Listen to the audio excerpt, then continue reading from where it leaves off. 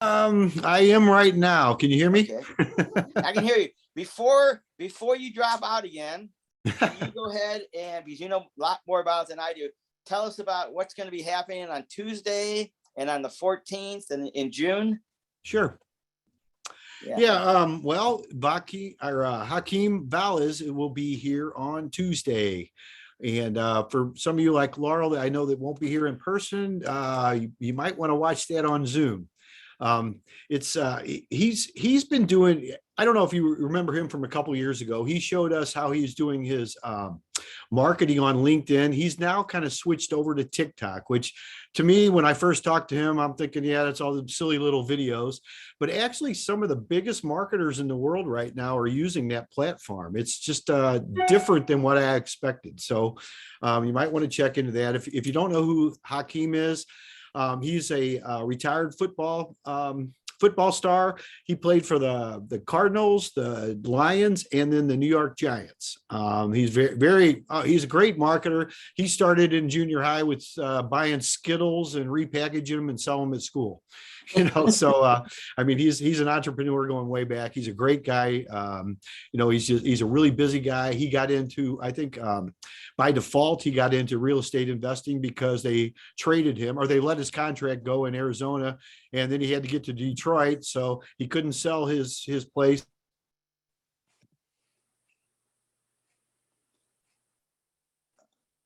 Okay.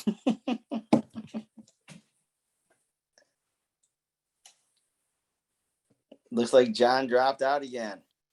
It was a good story too. Yeah. Sounded like it was going to be. So he's going to be he's going to be our main event speaker for this Tuesday at the REIA meeting. And then in June, on the 14th, JT Fox, who is an investor, is going to do an exclusive appearance via Zoom, I believe. And then also Fleur Staging is going to be at our June meeting, at our June event. So I think there should be some information on our website, STLREIA.com. But at least you heard most of what John said about our meeting this Tuesday. So hopefully you can either make it in person or you can make it via Zoom. Hey, Jim, can I ask a question? Sure. So this just occurred to me. We're actually, I've got guys working on a flip, a real estate flip in University City right now today.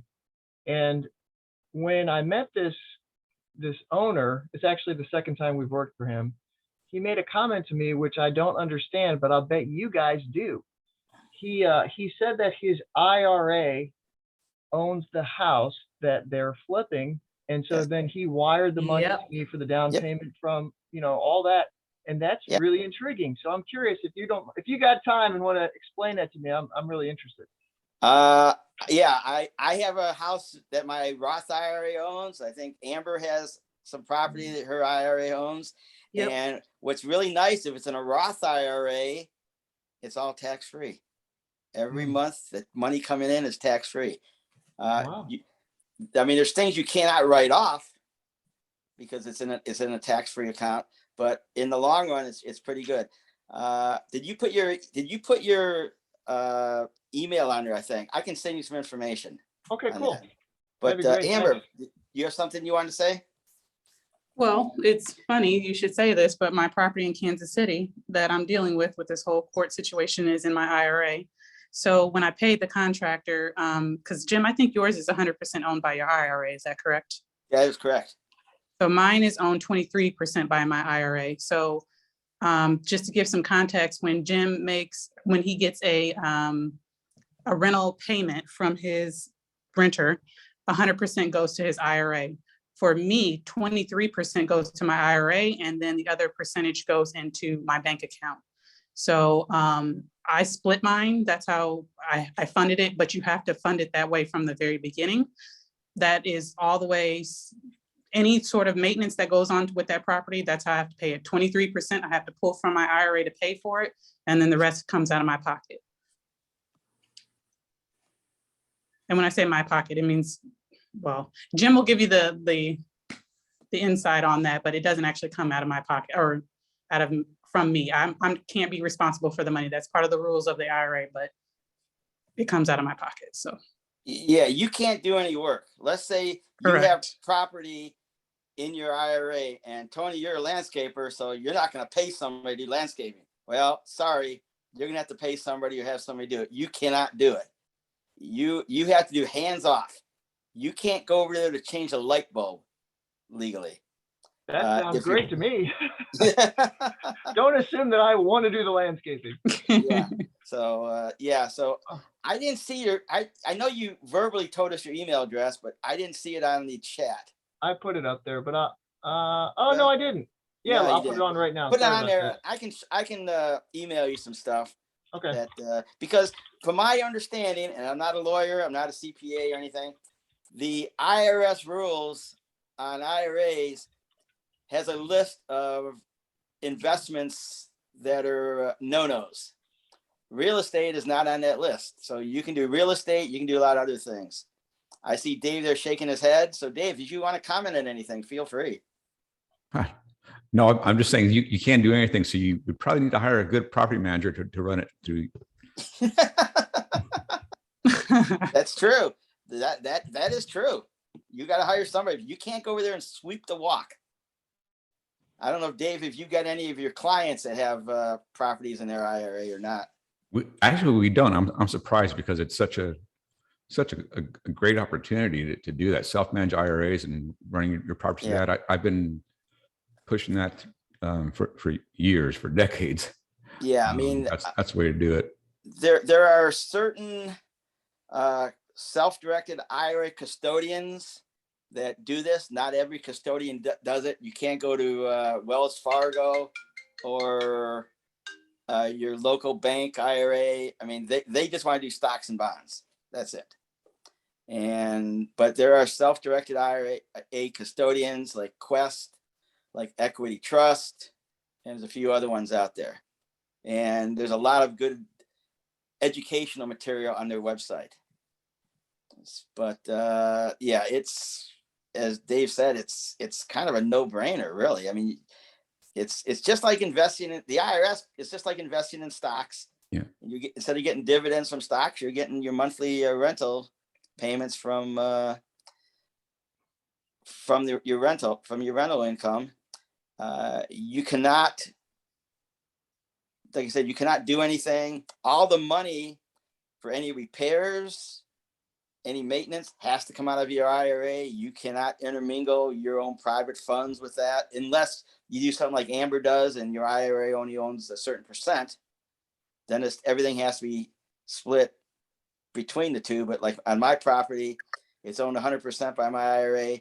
So I can't put any money in there. So I need to make sure my IRA account has whatever money is necessary for repairs and things like that. Go ahead, Amber. No, I agree. That's exactly right. So if, heaven forbid, there's a flood in that basement or something, and it cost me $20,000, my IRA would have to, 23% would have to come out of my IRA, and the rest would come out of my personal funds. Amber, I'm actually surprised that you can do it a portion in your IRA. I thought it had to be all or nothing. So that's interesting. No. Yep. Like So you have to, from the very beginning, you have to have it even from my earnest money. 23% had to come out to pay for that house. Earnest money was 23% out of my IRA. Yeah, and you can get a loan, but it has to be a non-recourse loan too. So your IRA cannot be responsible for payment of that loan. Like I said, I'm not a CPA, not a lawyer, and not all CPAs understand that either. So, but a lot of them do. And like I said, Tony, I will send you some information that I have. It actually is a few years old, but it should give you a good understanding of owning property and owning other things in your IRA.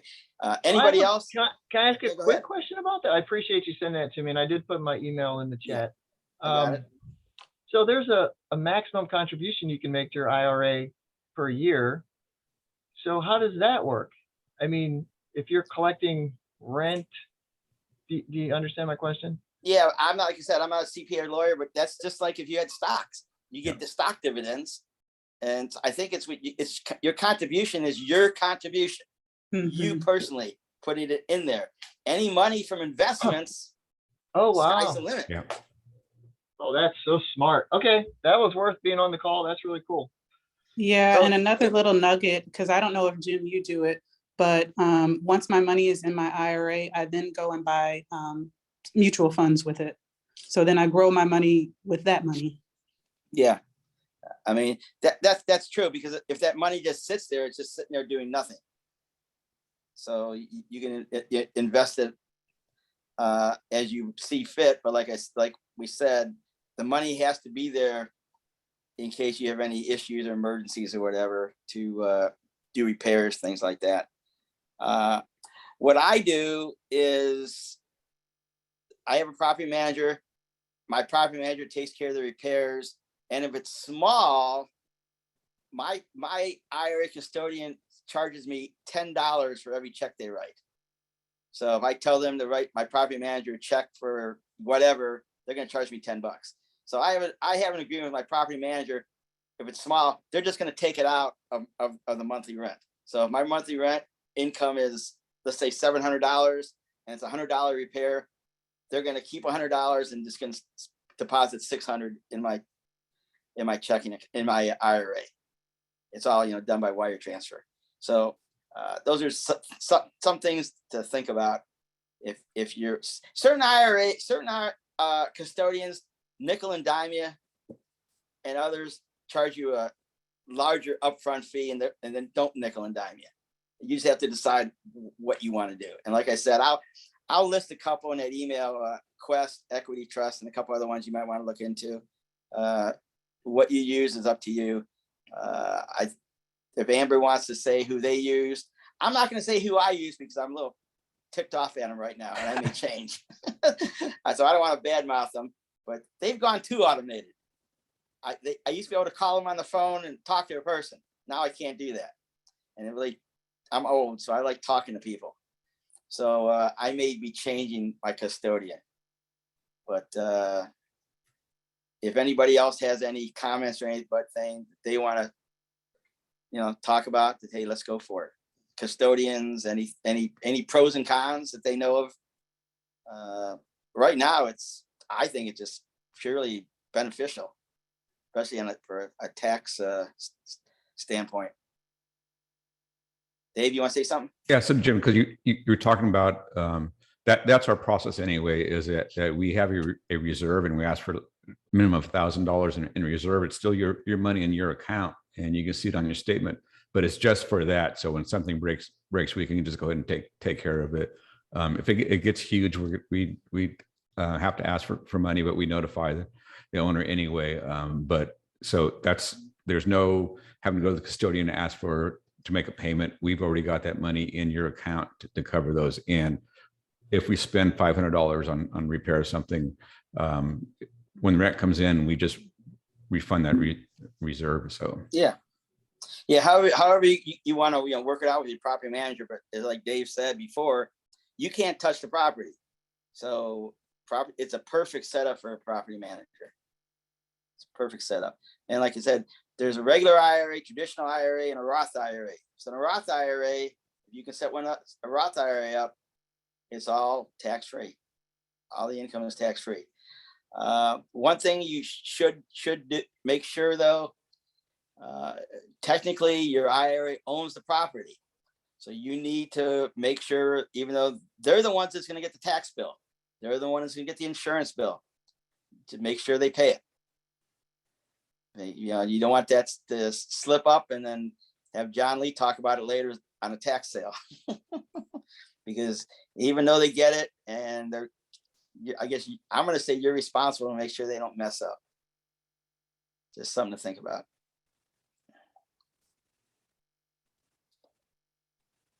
Anything else for anybody? I would love to have like a whole meeting just talking about this because it's very fascinating. And I think there's a lot more information that we probably all need to know about. Well, I can send you the same email I'm going to send Tony. Well, I think John, Jim, Go it ahead. sounds like we need to have maybe equity trust back in or have a self-directed IRA meeting. Yeah, I mean, equity trust was in not too long ago, if I remember right. Equity Just trust is give one the of the, people what they want. yeah, equity trust is one of the IRA custodians. That's probably one of the bigger ones out there. Yeah, that's something we can talk about, Amber, at our board of directors meeting.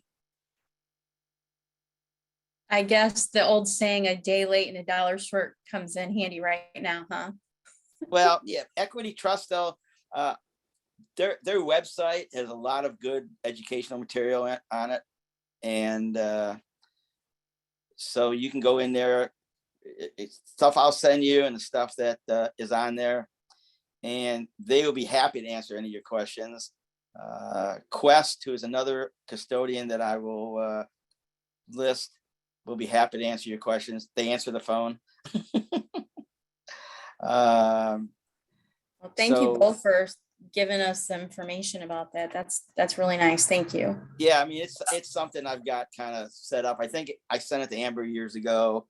I just have to go through and see if it's semi up to date. Caveat is it's a few years old. I don't think the laws have changed.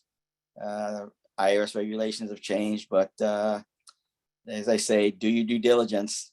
And what I'm going to be sending you is just something to give you some thoughts. Talk to somebody that actually knows what they're doing before you do anything. Okay. And that is not Jim or myself. Talk Yeah. to a professional. Professional. Thank you, Amber. Thank you.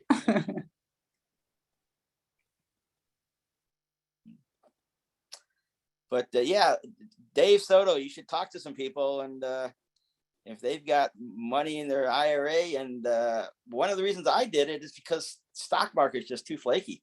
I mean, I don't know what they're investing in, but it's a good way to invest your money and don't have the fluctuations of the stock market.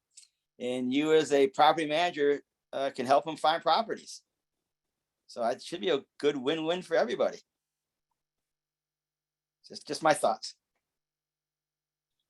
Can I ask another question? I don't know. We just have a few minutes. I've got another quick question. This has come up 2 times now about Dave, the property manager, helping investors find the right house in the right place. And I never really thought about it that way. I always thought of it as, I go buy the house and then I go find the property manager. And I'm just wondering how much it really happens that way, how much you're actually helping people find houses, or if they're even asking.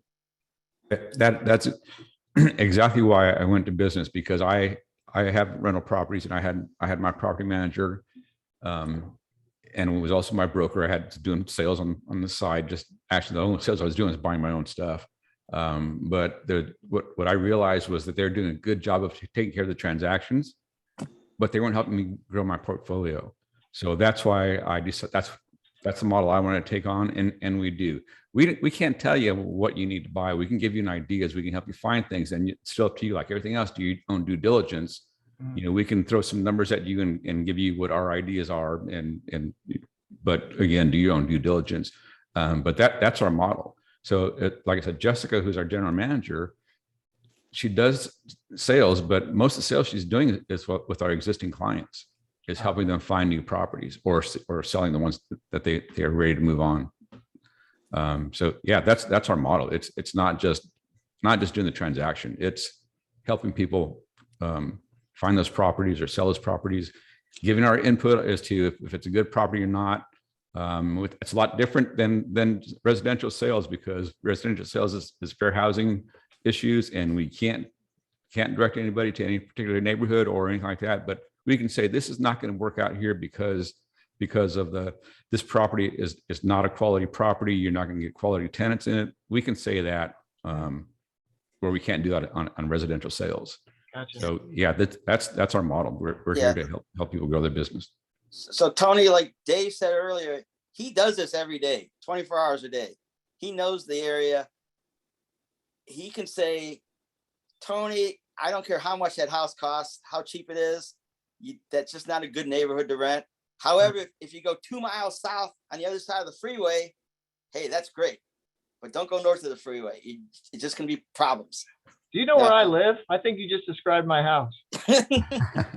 Yeah, I mean, and then he can also tell you, and you might go, and this is what happened to me. I want $700 and some for this property, and my property manager says, "Oh no, I can get you a lot more than that." Yeah.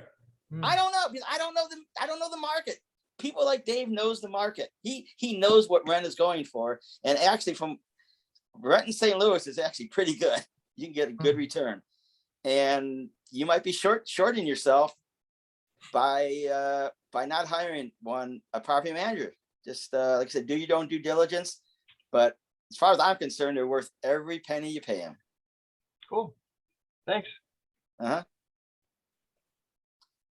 Welcome, John. Do you want to close this out, or we lost you talking about Hakeem? Yeah, hopefully it'll stay on for another minute. I don't know that it's been doing that all week, just in the morning, and it gets better in the evening, but we'll see. I know they said they had trouble in the area. That's all they say. So, yeah, Hakeem will be here Tuesday. Be sure to watch your inbox and always check your spam. But he's great to have. He's really knows his market. He knows what he's talking about. I guess hopefully I have the recording getting done here so I can go back and watch this later today or tonight and see what we did, because I hate to miss these things because they're always full of good nuggets as far as I'm concerned. We do have in June, we do have flare staging. So this is always good, even, because I'm not the one. I look at stuff more by numbers, but the people that use their right brain and the ones that are usually buying the houses and renting the houses, they like to look at the appeal, the curb appeal, just what's going on in the house. And the stagers, they know stuff that like some of us investors don't know. So they can give us some little tips and tricks and stuff on how to keep our properties looking good and what to do when we get ready to sell them and rent them. So that'll be good. We do have a special exclusive appearance from JT Fox coming up on the 14th of June. Be sure to write that down. JT, I just met him recently, and he actually asked if we would like him to talk at our group, and which was amazing. I didn't ask him, and I wouldn't, from somebody. He deals with millions of dollars worth of real estate deals. What's really nice, I don't know if he'll invite you or not, but he might invite us to, I know that's how I got in touch with him, to invite us to be just at a seat at the table for like the founders group. You can listen to these guys doing really, really big deals, hundreds of millions of dollars, even tens of millions. It's really interesting to see how they do their due diligence and what they do. JT Fox, though, he usually, until 2 years ago when we've all done online meetings, he was doing exclusively in-person meetings. He goes all over the world. He's the #1 business coach in the world and wealth coach. So look him up. Don't take my word for it. We'll have more information coming out. But JT Fox, I was just blown away when I met him. I've had a lot of coaches in my life, and some are better than others, obviously. But he is somebody within 2 minutes, he gave me a whole different direction on where I was headed. So, I mean, it's just amazing. He does things like thin slicing, they call it, where he can just look at somebody within about probably 30 seconds. He can determine where you're at, what's going on, and what kind of person you are. I mean, it's just, he does things on relationships, which I'm learning more and more. On all your deals, 70% of everything you do should be based on relationships. There's deals that are good deals, but they don't do them because of the people involved. And that's really something that I know we can all learn from. I know, we all kind of get the feeling, and it's not always a gut feeling, but sometimes you can just watch people's, their body language, if they're nervous, and depends on the questions you ask. There's so many different things on if they look around and what they do. So that's some of the stuff that he gets into, really a lot deeper than I ever expected. So be sure you tune in. I was talking to some other people. We were talking about doing this live stream like we do, but I don't think we're going to do that. I think we're going to keep it exclusively for our group, because that's what it is. This is a very special, exclusive meeting, and he doesn't do this for anybody hardly at all. I mean, you got to pretty much know the guy. So just go check it out, though. That's about all I can think of coming up. I'm really sorry I missed today, though, because it sounded like what little bit you had. I know Amber talked about some lawsuits. I know I didn't really hear much, and I want to go back and hear the replay. I know with my personal, I've had a lot of lawsuits, and not me personally, but the company. The problem is you can get the judgments easy, but what I found is collecting them is where the problem lies. I've had lots of them we've garnished. You have to go back in. I know in Missouri, it's like every 90 days. A company is probably different than a tenant or an individual. But honestly, if I could collect, and I used to say 1/2 of all my judgments, you wouldn't see me for a year. I'd be going around the world having fun. But I think realistically, if I could collect 25% of what's owed me in court, not just what's owed me, but what's owed me by judgments, you probably wouldn't see me for 2 years. I would just be gone and come back. But that's always the issue though that we run into. And Amber, I'll be real curious to hear what you have to say. I'm sorry it cut out on me, but that's I guess Spectrum or whoever's taking care of our details these days on my part. So Long story short, they tried to get over on me, not happening. I'm fighting the man. They're gonna go down. okay. I would love to hear that story, Amber, and you're gonna keep us informed as it goes on. Okay. John, before you cut out, what lawn service? There's a website you go to for lawn service. Amber is looking for some lawn service people. What I've used a lot in the past was lawnmowingonline.com. Now they have changed over what they used to do, the way they used to do business, but it's still a good service from what I understand. I have not used them in about 2 years. Okay. But they were Okay. they used to cut grass for like $25, and you just contract them online. They just show up and then they give you before and after pictures. I've had them do properties I haven't seen in a long time. Now they have changed their format from what I understand. It used to be that you would just bid, say what you wanted to pay, and then the contractors would bid on it. I think it's a little different now, but I'm not sure, but it's probably still pretty user friendly. Okay, thanks, John. Yeah, I think we had a good meeting today. I think we had a really good meeting today. Sounds like it's probably better without me. No. For everybody that put their email in the chat that wants me to send them the IRA information, I think I have it already. I think I have it. I took pictures of the chat. So bear with me and I will probably try to get that out this afternoon or tomorrow. I'm trying to think of what else did I want to talk about. Anything else? I don't think so. Anybody else have anything? Okay, I hope to see everybody on Tuesday. John, if you want to say anything last minute or just want to say goodbye. I'll just say thank you very much. Thank you, Jim. Thank you, everybody, for participating and joining us today before I fade out, which it looks like it's inevitable. It's going to fade out again. But thanks again. If you got anything, just, be sure to tune in Tuesday. I do want to say something. Mhm. And I'm not picking on you, Tony, but you got a lot of good information today. Everybody in the REIA this is a nonprofit educational type REIA. If you're interested in real estate, I'm urging you, I'm not twisting your arm. It's $75 a year to join. It's a nonprofit. You go to a lot of these other REIAs and you're talking $150, $200 or more a year. $75 a year. And as you see, we're all here to help each other. Yeah. We're not pushing stuff. Some of the other REIAs are doing a lot of pushing, trying to sell stuff. We're a nonprofit, and go to our website, STLREIA.com, check it out. And hopefully you can be a member. Hopefully you enjoyed today. And anybody else that is on that's not a member, I think it's probably one of the best deals in real estate at $75. John, go ahead. Thank you for that Also- invitation. I appreciate it. It's also 2 people at the same household. So if you want to have your wife be a member at the same time, or a business partner, whoever you're, under the same roof. I mean, it's a greatest deal I know of, and it hasn't gone up. I know for many years I was a member and did not show up at the meetings for probably 5 years because I had other things going on in my life. I remained my membership though, because a couple of things, because of the education, plus we still get a paper newsletter every month. I mean, just for the newsletter alone, I had stacks of them in my house, and I would go through it every month. And that to me was worth the $75 a year, plus a couple of meals. I mean, we do a lot of stuff. Sounds cool. Yeah, and it's worth it. it's like I said, it's nonprofit. The president, Lloyd, all the members of the board of directors, it's all unpaid. We're all volunteers, and we do this because we enjoy it. So yeah, so I just hopefully you and anybody else online that's not a member will see some benefit, and we'll join for $75 a year. It's like I said, it's a good deal. It's a very good deal. Sounds like it. Thank you.